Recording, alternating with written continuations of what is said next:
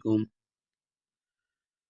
Lecture Urdu instructor Urdu کے حوالے سے، اس کی تیاری کے حوالے سے ہماری آج کی جو ویڈیو ہے وہ بھی اردو کے حوالے سے ہے۔ 75 نمبر کے اس میں سوال ہیں۔ Punjab public service commission Lahore competent examination for the post of civil جج cum judicial magistrate 2003 paper on Urdu 2، یعنی 2003 میں یہ جو پیپر ہوا تھا اردو کا دوسرا پیپر تھا، کس امتحان کے لیے جی؟ سول جج کم جوڈیشل مجسٹریٹ کے لیے۔ تو 1.5 گھنٹہ ٹائم تھا اور میکسیمم مارک جو تھے، نمبر جو تھے وہ 75 تھے۔ چلیے بغیر دیر کے ہوئے یہ سوال کرتے ہیں۔ تو امید کرتا ہوں کہ اگر آپ اردو ادب کے طالب علم یا طالبہ ہیں تو آپ کے لیے یہ ویڈیو بڑی فائدہ مند ثابت ہونے جا رہی ہے۔ تو کیا ہے جی؟ پہلا سوال کی طرف چلتے ہیں۔ حکم حاکم مرگ مفاجات زبان زد خاص عام مقولہ ہے، اس کا مفہوم کیا ہے؟ حاکم کا حکم 4، یعنی حاکم کا حکم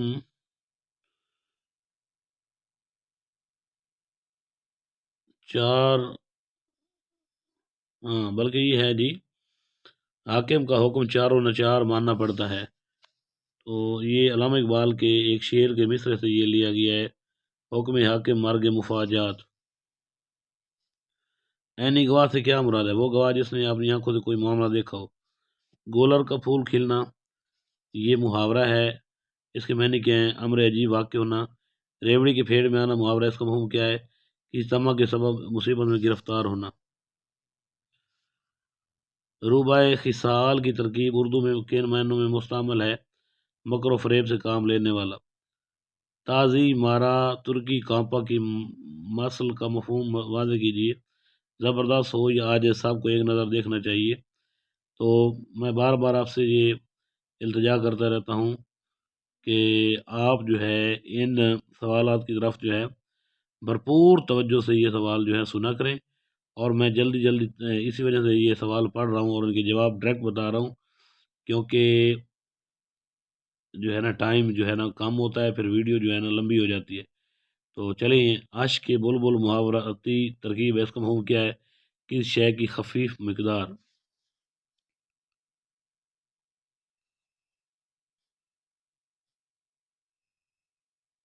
خدائی فوجدار ایک کثیر استعمال ترکیب ہے، اس سے کیا معنی مراد لیے جاتے ہیں؟ ہر باغ میں ٹانگ اڑانے والا۔ تو 99 کے پھیر میں پڑھنا یا آنا محاورہ، اس کا مفہوم کیا ہے؟ روپیہ بڑھانے کی فکر میں پڑھنا۔ سوال نمبر 10 ہے، وہی ڈھاک کے 3 بات عام فہم مسئلہ ہے، اسے کن معنوں میں لیا جاتا ہے؟ معاملہ جو کا تو، اس کا مطلب کیا ہوتا ہے؟ معاملہ جو کا تو۔ اور لیکچر اردو میل 2021 کے پیپر میں یہ سوال آیا تھا۔ ہاتھ کنگن کو آر سے کیا عام ضرب المثل ہے، اس کا مفہوم کیا ہے؟ جو کوئی ظاہر و عیاں ہے، اس کا بیان کرنا فضول ہے۔ جزبز ہونا محاورہ، اس کے معنی کیا ہیں؟ آزردہ ہونا، لفظ ہونا تھا آزردہ، زے پہلے ہونی تھی۔ الٹاپ کی ترکیب زبان زد خاص و عام ہے، اس سے کیا معنی مراد لیے جاتے ہیں؟ بے سوچے سمجھے۔ طرح دینا محاورہ، اس کا مفہوم کیا ہے؟ چشم پوشی کرنا۔ یوں سے بے کارواں یہ ادبی ترکیب ہے۔ اکیلا پانی میں آگ لگانا محاورہ، اس کے معنی کیا ہیں؟ متحمل مزاج کو بھڑکانا۔ ٹسویبانا محاورہ، اس کی کیا معنی؟ جھوٹ موٹ کا رونا۔ ٹو شیڈ کروکوڈائل ٹیئر، اس کے لیے انگلش میں جو محاورہ ہوتا ہے اسے ٹسویبانے کو کیا کہتے ہیں؟ ٹو شیڈ کروکوڈائل ٹیئر، تو اسے کہتے ہیں ٹسویبانا۔ لاٹھی مارے پانی جدا نہیں ہوتا، زبان زد خاص و عام ضرب المثل ہے، اس کا مفہوم کیا ہے؟ بھائی بندوں میں بہکانے یا فرق ڈلوانے سے فرق نہیں پڑتا۔ مینڈکی کو بھی زکام ہوا، عام فہم ضرب المثل ہے، اس کا مفہوم کیا ہے؟ اپنی حد سے بڑھ کر شیخی مارنا، یا ادنا شخص اپنے آپ کو عالی دماغ سمجھنے کو کہتے ہیں۔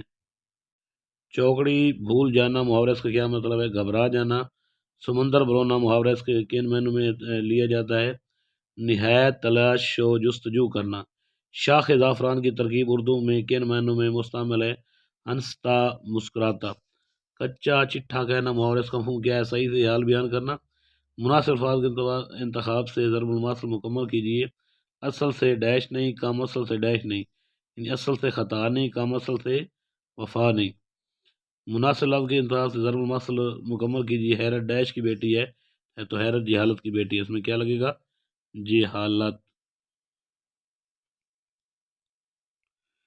قواعد گرو سے لکھنا کون سا مصدر ہے؟ مصدر لازم۔ مادر ملت کا لفظ قواعد گرو سے کیا ہے؟ تو یہ لقب ہے جی۔ نظم و نثر میں نامنوس اور اجنبی الفاظ و تراکیب کا استعمال اسلام میں کیا کراتا ہے؟ غرابت کراتا ہے جی۔ میں نے وہ انداز تحریر ایجاد کیا ہے کہ مراسلہ کو مکالمہ بنا دیا ہے۔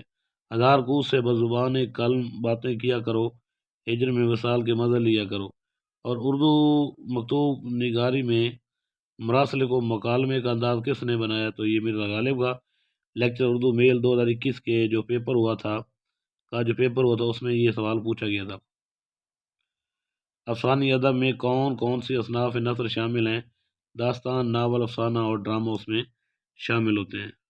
جوش ملی آبادی کی تصنیف یادوں کی برات، مولانا جعفر تھنیسری کی کالا پانی اور حکیم احمد شجاع کی خون بہا کا تعلق اس صنف نثر سے ہے؟ تو یہ آپ بیتی ہے، جس کو آٹو بایوگرافی کہتے ہیں، اور جو بندہ اپنی لائف کے بارے میں خود لکھے تو اسے آپ بیتی کہتے ہیں۔ تو یہ ساری جو تصانیف ہیں آپ بیتی کے بارے ہیں۔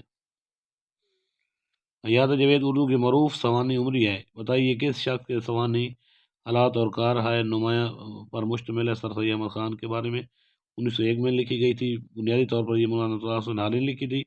مولانا الطاف حسین نے اردو کی جو پہلی سوانح عمری لکھی تھی وہ حیات سعدی لکھی تھی 1886 میں۔ دوسری جو تھی 1897 میں یادگار غالب لکھی تھی، اور تیسری جو تھی 1901 میں حیات جاوید جو سر سید کی لائف پر تھی۔ تو یہ تین سوانح عمری کے جو بکس ہیں اردو میں، یہ کتب جو ہیں بہت مشہور ہیں، اور تینوں جو کتابیں ہیں ان کو مولانا الطاف حسین حالی نے جو ہے نا دو حصوں میں تقسیم کیا ہے۔ اور ان میں سے جو پہلی کتاب ہے حیات سعدی، اس کے لکھنے کے بعد وہ اردو کے پہلے سوانح نگار قرار پائے، اور اردو کے پہلے تنقید نگار بھی ان کو کہا جاتا ہے، کیونکہ 1893 میں انہوں نے مقدمہ شعر و شاعری لکھا تھا۔ تحقیقات چشتی جسے بجا طور پر لاہور کی مستر ترین تحریک کہا جا سکتا ہے، اس کی کس کی تصنیف ہے؟ مولوی نور محمد احمد کی ہے جی۔ The reconstruction of religious thought in Islam, Allama Iqbal کے انگریزی لیکچروں پر مشتمل تصنیف ہے۔ اس کا تشکیل جدید علیات اسلامی کے عنوان سے پہلا اردو ترجمہ کس نے کیا؟ سید نذیر نیاز نے کیا۔ گنج ہائے گرانما یا ہم نفسان رفتہ اور خنداں جیسی شگفتہ اور گراں قادر تصانیف سے کون سے مصنف کا نام ذہن میں آتا ہے؟ پروفیسر رشید احمد صدیقی۔ طبقہ نسواں کا محسن کس مصنف کو قرار دیا جاتا ہے؟ علامہ راشد الخیری کو۔ انہوں نے افسانے بھی لکھے ہیں، اور ان کا پہلا افسانہ جو ہے خدیجہ اور نصیر کے نام سے چھپا تھا۔ مصور غم بھی ان کو کہتے ہیں۔ عورتوں کا سر سید بھی علامہ راشد الخیری کو کہتے ہیں۔ ڈپٹی نذیر احمد کے ناولوں کے کردار کی ایک خاص بات یہ ہے کہ بالعموم تمام کردار اسم با مسمہ ہیں، یعنی اس با مسمہ سے کیا مراد ہے کہ جیسے نام ہوں گے ویسے ہی ان کا کردار ہوگا۔ فتح بخاری نے لاہور کا جغرافی میں لاہور کی سب سے بڑی اور مشہور پیداوار کسے قرار دیا ہے؟ تو طلباء کو۔ من کے ایک دھوبی، جھینگر کا جنازہ، گلاب تمہارا، کیکر ہمارا، چھڑکاؤ کی گاڑی، پسینہ، دیا سلائی، فٹ بال، خواجہ حسن نظامی کے اس قبیل کے مضامین کی بنیادی خاصیت کیا ہے؟ ہر مضمون میں کسی نہ کسی قدر تصوف ضرور کار فرما ہے۔ تو کسی نظم میں اشعار کی کل تعداد کتنی ہونی چاہیے؟ کوئی قد غن نہیں ہے، کوئی یعنی لیمٹ نہیں ہے، جتنے بھی لکھے جا سکیں۔ تو مولانا حالی کے خیال میں سب سے کار آمد صنف سخن کون سی ہے؟ تو مثنوی ہے۔ مولانا حالی جو ہے اردو شاعری میں سب سے زیادہ مثنوی کو پسند کرتے تھے۔ علامہ اقبال کی شاعری میں کو اگر دیکھا جائے یعنی علامہ اقبال کی شاعری کی حیت کو دیکھا جائے تو وہ بھی مثنوی شکل میں ہے، اور اسی وجہ سے جو ہے مولانا حالی جو ہے وہ بھی مثنوی کو زیادہ پسند کرتے تھے۔ مقدمہ شعر و شاعری میں علامہ مولانا حالی نے یہ بات کی ہے کہ اصناف سخن میں سب سے کارآمد سخن جو ہے وہ مثنوی ہے۔ میر الدبیر اور میر نصیر نے صنف مرثیہ کے لیے کس عید کا انتخاب کیا؟ تو انہوں نے جو ہے مسدس کا انتخاب کیا۔ جملہ مکمل کیجیے۔ اردو شاعری کے کلاسیکی دور سے لے کر جدید دور شاعری تک ڈیش کی صنف شاعر کے قدرت کلام کو پرکھنے کی کسوٹی رہی تو ربائی تھی۔ یا رب دل مسلم کو وہ زندہ تمنا دے، جو قلب کو گرما دے، جو روح کو تڑپا دے۔ اس شعر سے کون سی صنف شعر ظاہر ہے؟ یہ مناجات ہے۔ مناجات ایسی نظم ہوتی ہے جس میں اللہ تعالیٰ سے التجا کی جاتی ہے۔ حاصل ربائی یعنی حاصل گفتگو کون سا مصر ہوتا ہے؟ تو چوتھا مصر جو ہے وہ حاصل ربائی ہوتا ہے۔ ہائیکو 3 مصری جاپانی صنف نظم ہے جو اردو میں بھی مروج ہے۔ بتائیے حیت کے اعتبار سے کس پنجابی صنف نظم کے قریب تر ہے جسے اردو میں بھی پسند کیا جاتا ہے؟ تو ٹپا کے قریب ہے ہائیکو۔ اگلا سوال ہے، میری قدر کر اے زمین سخن، میری قدر کر اے زمین سخن، تجھے بات میں آسماں کر دیا، سبک ہو چلی تھی ترازوئے شعر، سبک ہو چلی تھی ترازوئے شعر، مگر ہم نے پلہ گرا کر دیا۔ بتائیے ان اشعار کا تعلق کس صنف شاعری سے ہے؟ تو قطع سے ہے۔ سوال نمبر 47 کے حوالے سے بتائیے کہ ان اشعار میں کافی کیا اسماء اور گراں، اسماء اور گراں۔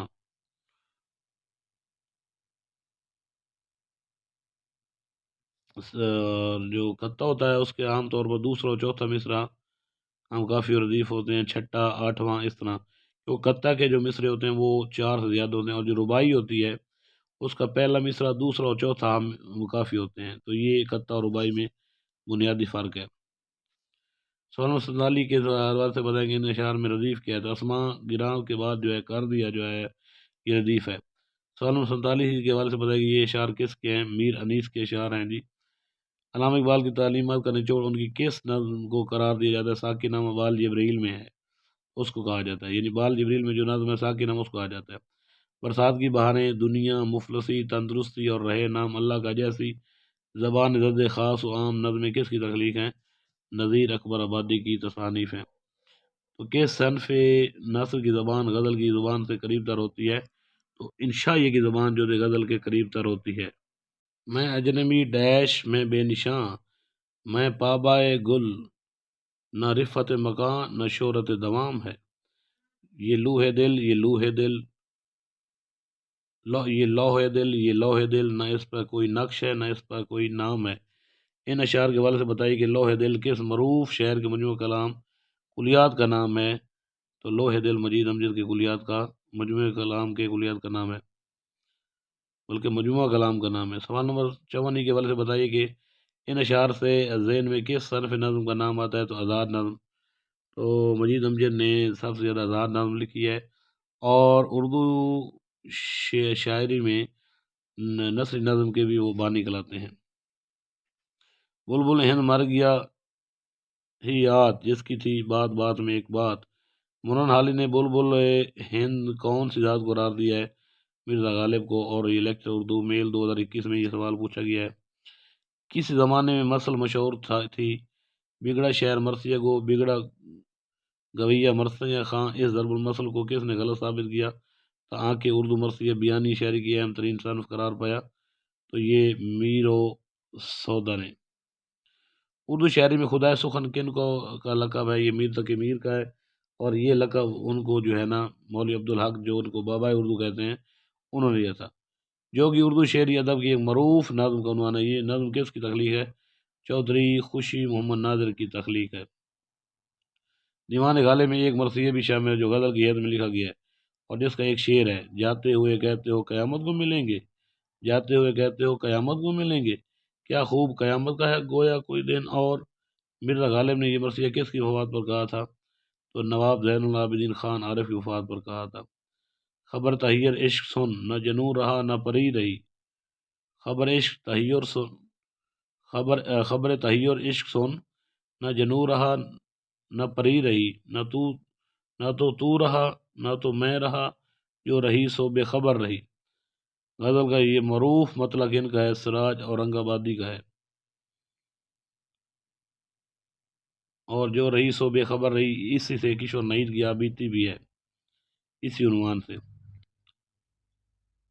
اگلا سوال ہے، اسماں تیری لحد پر شبنم شانی کرے، سبزہ نورستہ اس گھر کی نگہبانی کرے۔